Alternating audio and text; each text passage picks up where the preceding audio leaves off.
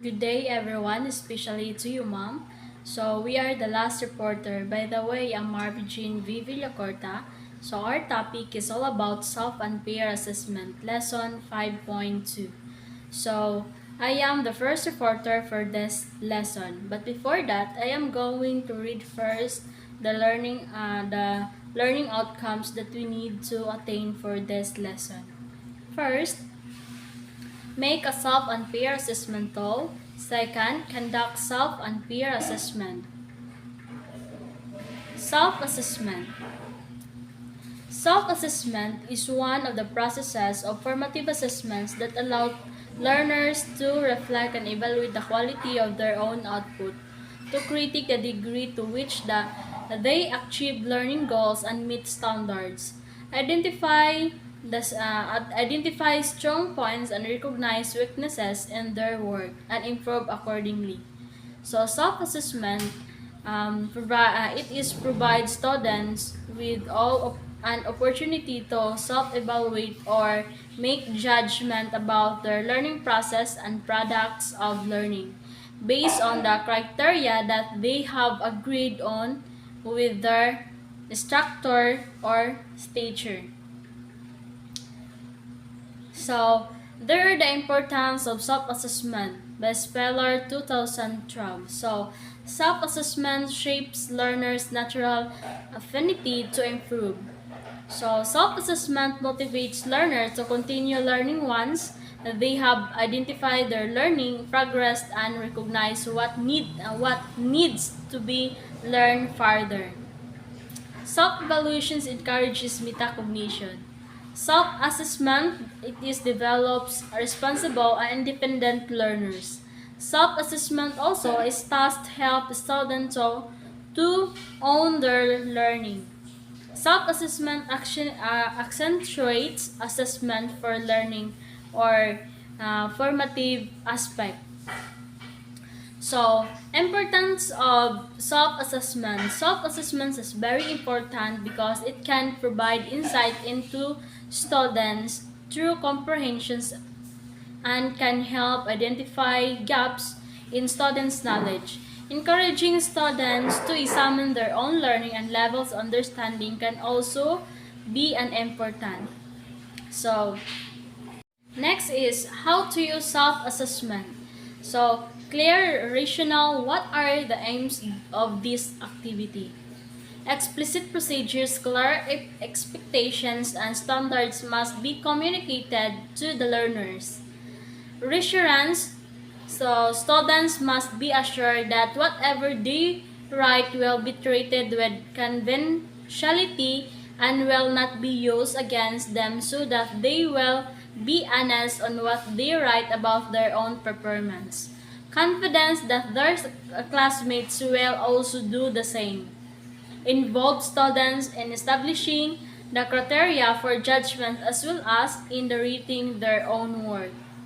So you may integrate self-evaluations into most learning tasks by giving opportunities for learners to identify and reflect on their progress in relation to the learning outcomes. So, how to use self-assessment? So, self-assessment is an assessment tool used by students to evaluate the quality of their work, measure their performance with the stated goals and learning objectives. So it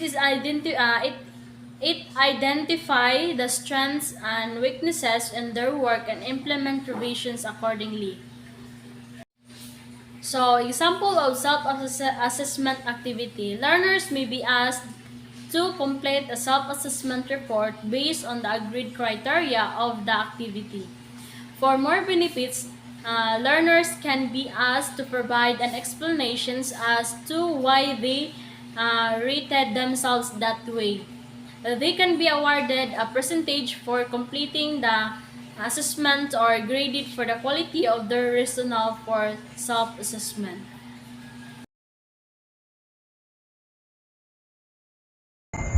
Peer assessment.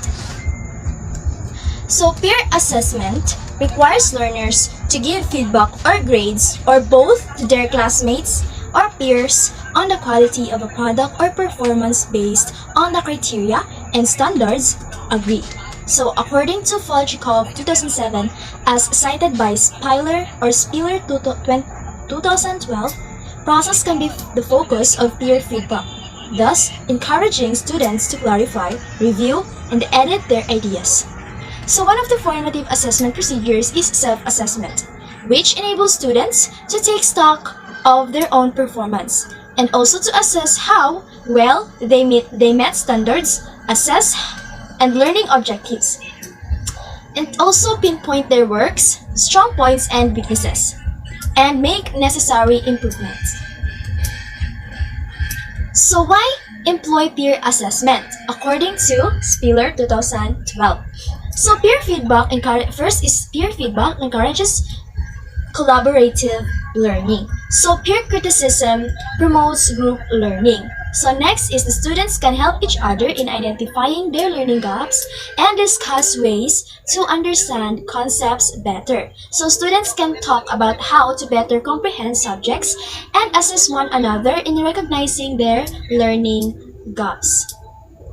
So third is that peer feedback can be useful in developing students' writing skills. So a peer review can help pupils improve their writing abilities. So the fourth one is that students can enhance their capacity to make sound judgments and develop their ability to make intellectual choices.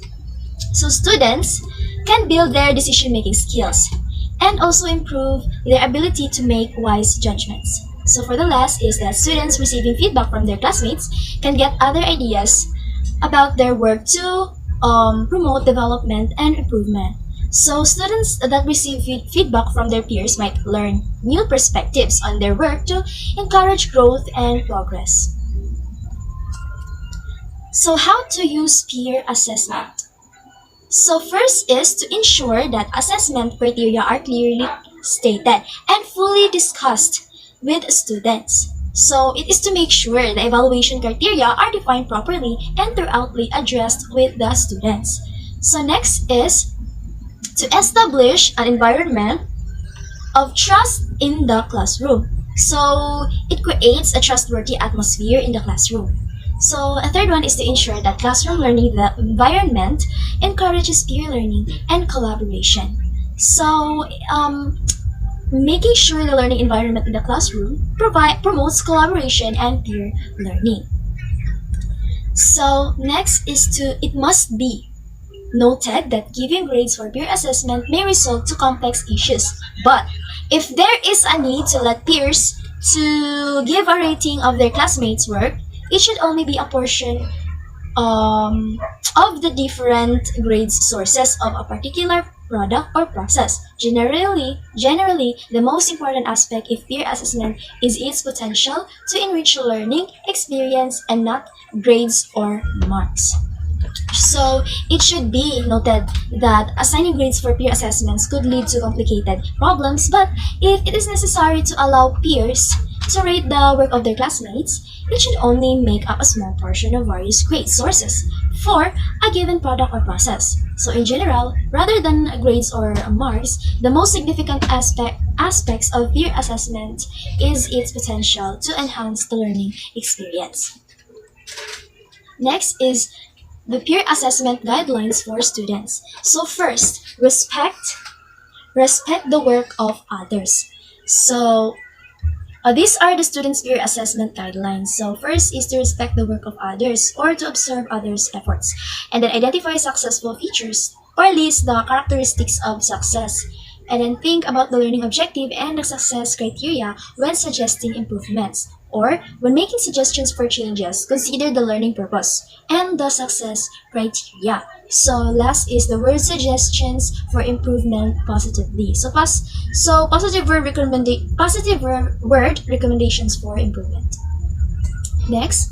Example of peer assessment activities. First is exchanging notes.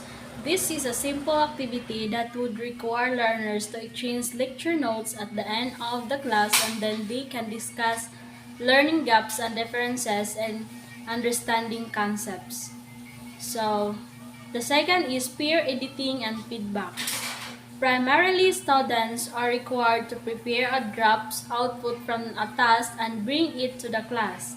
Students can work in small groups and copies of the output are distributed to group members. The criteria for feedback must be discussed beforehand. Some key questions can also be given to students for guidance, so students then take turns in providing oral feedback or their peers' work.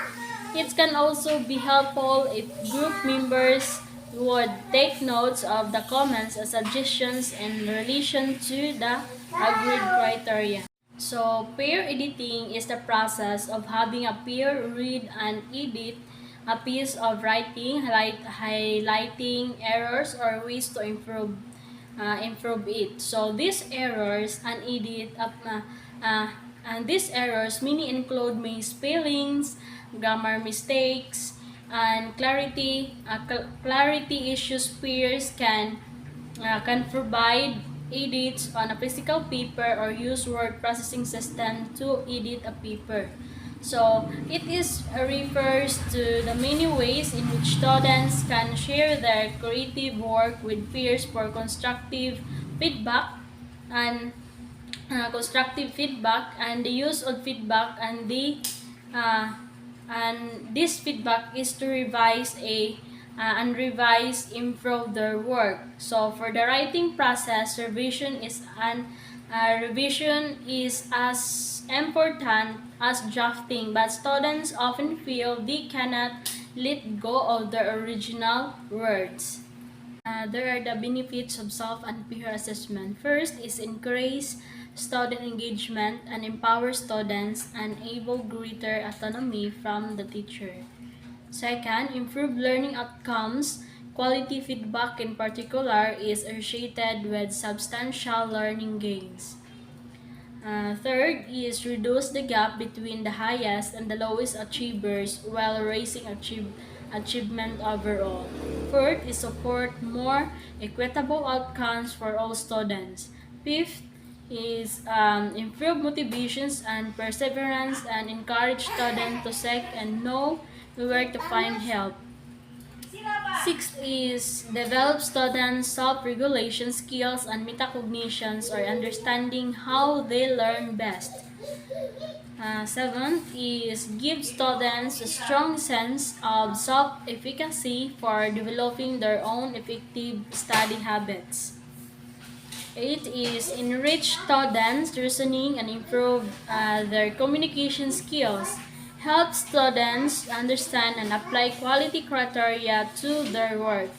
Then the last is create a more egalitarian and supportive classroom environment. So those are the benefits of self and peer assessment. So uh, and, and to encourage the social skills and communication by getting children to talk openly about their own and others' works, and make sure every child has their work acknowledged by someone else because it is impossible for teacher to respond to every child individually in a lesson. It will develop important character attributes such as respect, responsibility, and independence. So, how to set up successful self-assessment? So, first is explain the benefits of self-assessment. Students who are more convinced of the learning benefits of self-assessment and feel supported to undertake self-assessments are more likely to be rigorous and accurate when undertaking self-assessment. So when we say the benefits of self-assessment is an assessment which uh, allows students to assess their own performance. It can be extremely valuable in helping students develop self reflections, critique, and judgment, and ultimately, students learn how to responsible for their own learning. So the second is explicitly teach students how to self-assess and provide ongoing support. many students do not innately know how to self-assess. So, teachers need to directly teach students on how to self-assess and provide opportunities for students to practice self-assessment and receive feedback and assistance. So, students, particularly lower achieving students, tend to need to support to reflect on their learning and often benefits from guidelines or instructions that they can follow. Providing students with feedback on their progress enhance the impact of self-assessment. Providing opportunities for students to engage a group discussions and evaluation supports the accuracy and impact of self-assessment. When we say explicitly teach students on how to self-assess and providing ongoing support, uh, uh, you asked a student to write one questions. So one questions they would like you to answer in your feedback. So post during the lessons and ask student to discuss on how their uh, on how their learning is going. So provide some sentence starters and props as to help students think about their learning and identify areas for improvement. So third is allow students to contribute to creating standards or criteria. When students could contribute to the creations of standards or criteria, they tend to be more engaged and more invested in the self-assessment process. They also will spend more time and are more rigorous in undertaking their own self-assessment. So the standards or criteria can be used as reference point for teaching and learning programs and for assessing students' progress. So standards should help teachers set targets and monitor achievement. And develop programs that support and improve students' learning. So fourth is create a positive, trusting classroom culture. So students are more likely to accurately self-assess when they feel their classroom is a safe space and that they will not be judged. So consider keeping self-assessment private. So this is so when we create a positive trusting classroom culture, it is a strong positive classroom culture supports children social and emotional needs and develop when children thrive in community where everyone contributes and everyone is valued. So a classroom culture is created through the language we use. So the responsibilities when encourage and procedures we teach in in order to we teach the students clearly. So five is use self-assessment as a formative, not as summative assessment tool. So self-assessment is most successful when it is used as a formative assessment tool and students know it won't count towards their grades. So students are more likely to accurately self-assess and it also provides opportunities for students to adapt or revise their approach to learning. So use of self-assessment as a formative, not a summative assessment tools because both self and peer assessment are formative in that it is has a beneficial effects on learning but maybe also be a summative either in the sense of learners uh, deciding that they have learned as much as they wish to do in a given area or it may contribute the grades awarded to the students. So next is pitfalls to avoid in self-assessment. First is a lack of trust and social pressure. If self-assessment is made public, some students will estimate their level of understanding or their grades to avoid public shame or to enhance or protect their self-worth. So when you have a relationship or about your family, you can encounter a lack of trust and social pressure. So we allows for the potential developments of harmful thoughts, actions, or emotions such as negative attributes and jealous. Over time, this can lead to bigger problems such as emotional or physical abuse by making feel pressure, so that can lead to anxiety and depression. So when you're depressed, you will lost your interest in students, and you can help yourself thinking negative thoughts. So number two, over or underestimating one's ability. Most people have tendency to be unrealistically optimistic about our own abilities and to believe that we are above average. In general, higher performing students tend to be more humble in self-assessment than lower performing students. And in certain cultures, giving oneself a positive self-assessment can be considered boastful. These two words have opposite meanings. So overestimate means to state a value that is higher than actual value, while underestimating means to state a lower value for something. We call those people who underestimate are judgment, jealous, and attention seekers. Underestimating is bad for you. It only makes you like a fool. Don't make it as your habit and try to support them, not underestimate. So number three, insufficient knowledge to accurately self-assess. Without sufficient knowledge, it is difficult to students to accurately self-assess. This is particularly the case for novice learners who do not yet have the knowledge base to accurately self-assessment their current learning or the work they are producing. Even if novices recognize that something is not working, they frequently struggle to change their actions and behaviors without external support. So when we say insufficient knowledge or currently self-assess, so the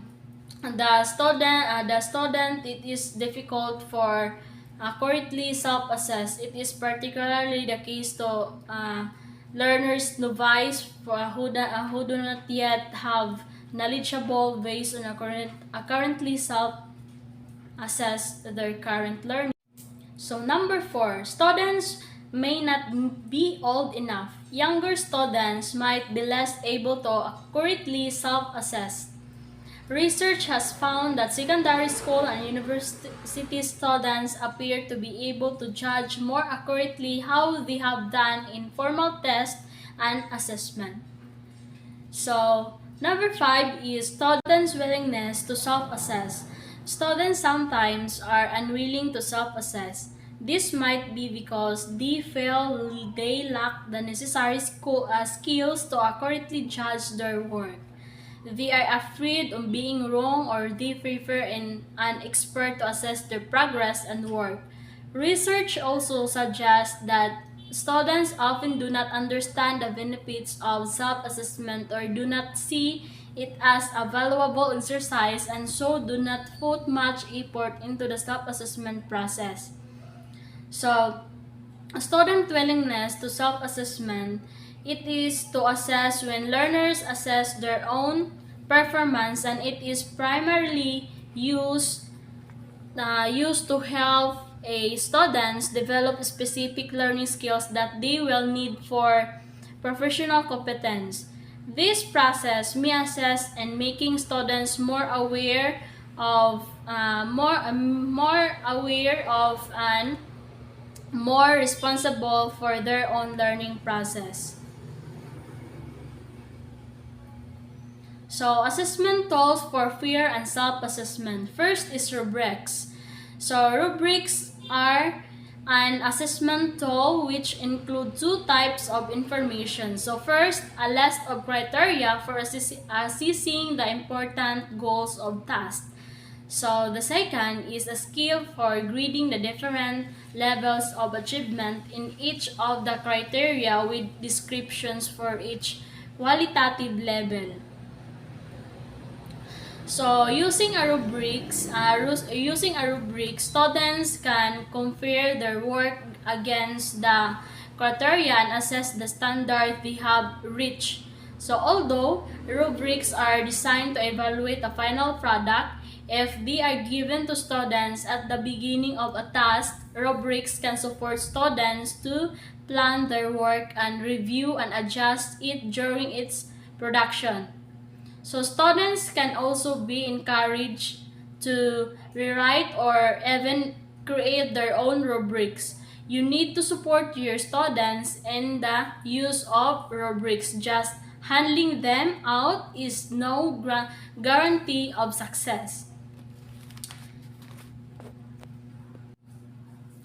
So a rubrics also it's an assessment guide that reflects content standards and performance standards. So rubrics it is describe the features expected for student work to receive each of the level scores in the chosen topic or other term like the skill. So the second is scripts. So script consists of specific questions that are structured into a clear progression of steps to guide the learners in how to best achieve a task. They explicitly detail the self-talk that accompanies working through a task. So a script is useful for students to follow throughout a task, but it can also be used to analyze the final outcome. A script can help students to assess whether they are on the right track to completing the task and supports them to adjust their learning behavior according to the directions of the scripted questions. So you can also ask students to use scripts to analyze their peers work after productions, like for example by reviewing whether each steps was satisfactorily completed. So it's just like a conversations or a dialogue.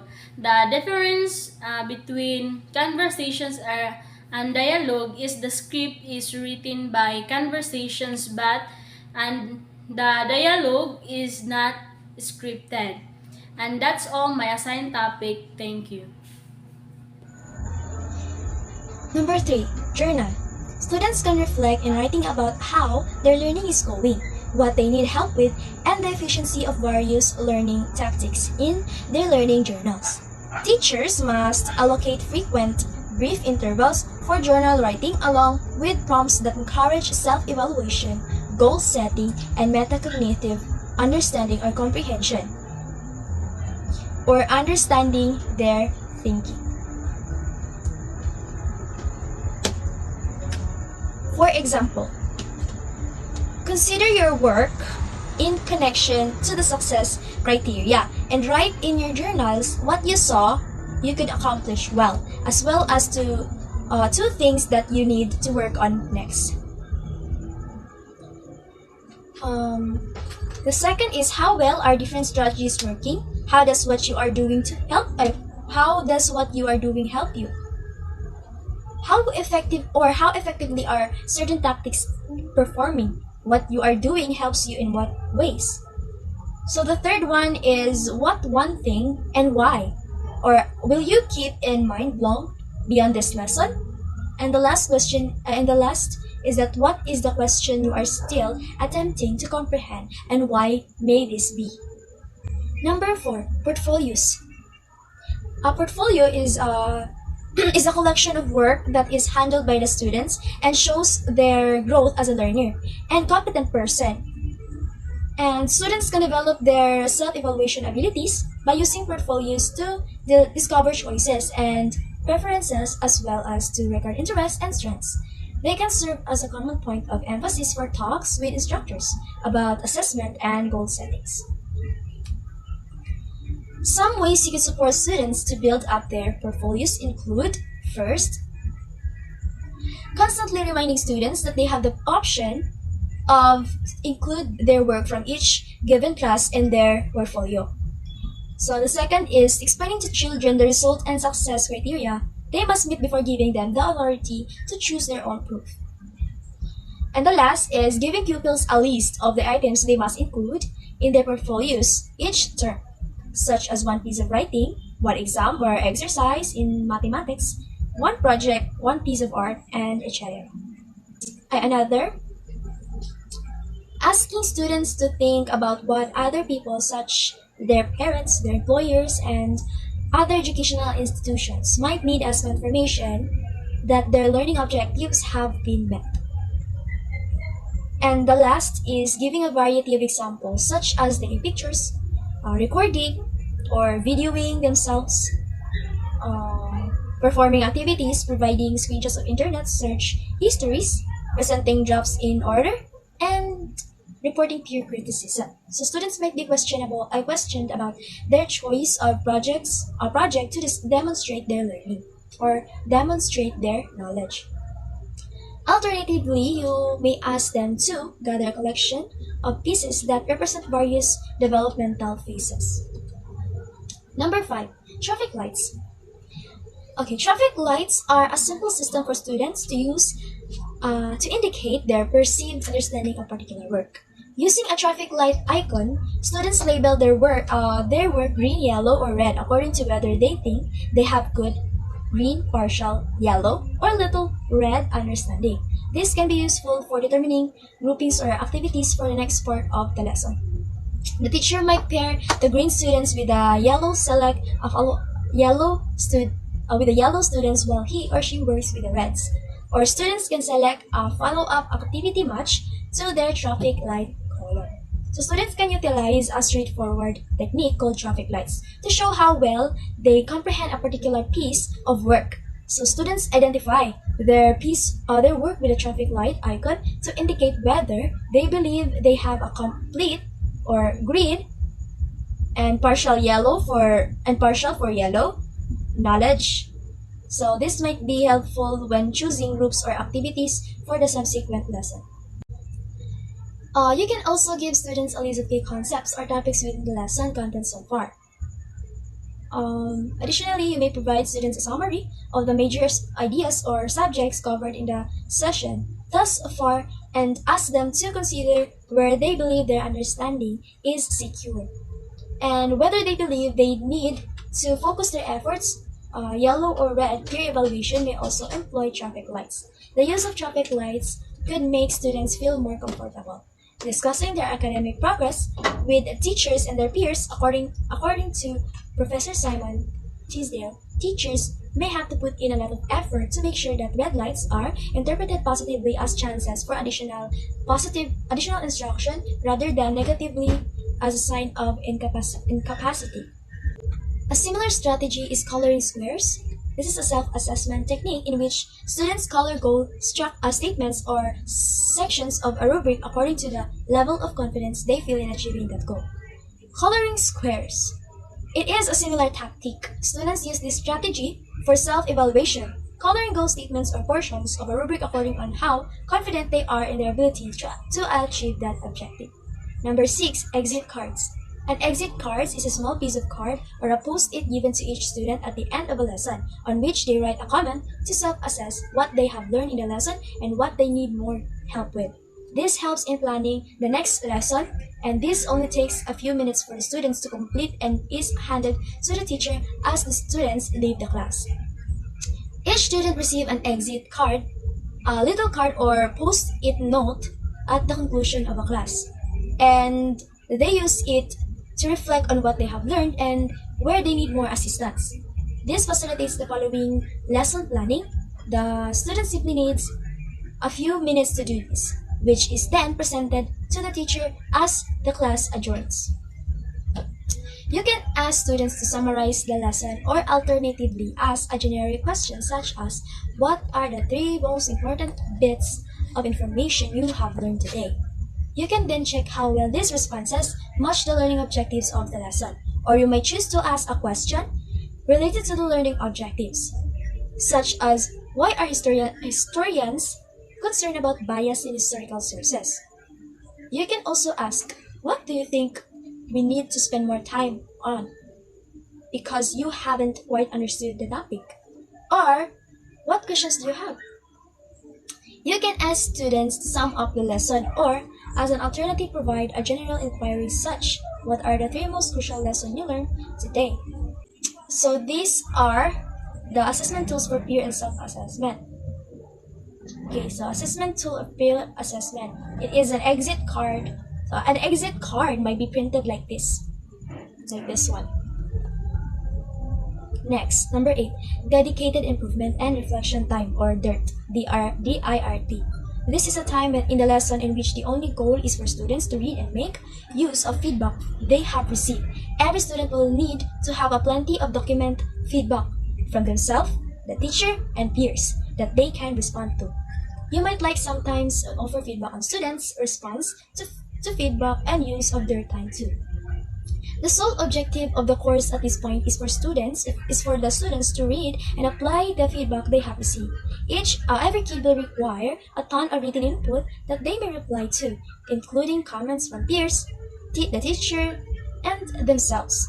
You might occasionally want to comment on how the kids handle criticism and how they use their time. That's all. Thank you.